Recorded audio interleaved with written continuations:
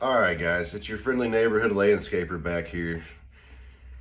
Watching these TikToks, y'all are gonna drive me nuts. All right, when somebody's trying to tell you on an advertisement the 4 things you can do to make your yard look better as a customer, and the first thing they say is to get an irrigation system, come on, man, that's like the last thing you do. Just cut your grass tall, it'll do the rest on its own.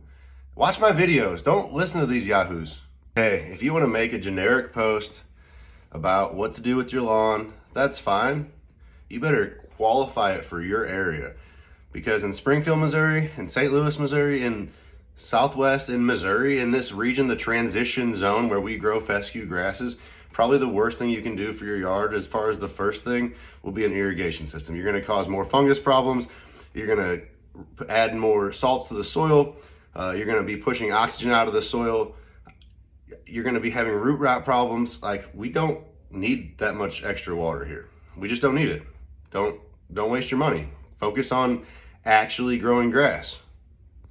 Guys, I'm not saying that an irrigation system won't benefit your yard if you use it correctly. What I'm really saying is that if you don't irrigate your yard and you let it go in the summer, your grass will go dormant and it will come back.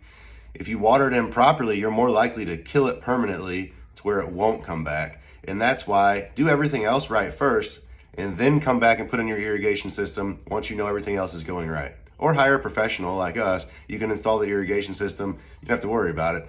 We'll make sure it's all taken care of and it's getting ran right. But guys, you can cause a lot of problems with an irrigation system. Just start by cutting your grass tall. Start by killing off some of the competition. Put some fertilizer out at the right times, at the right rates.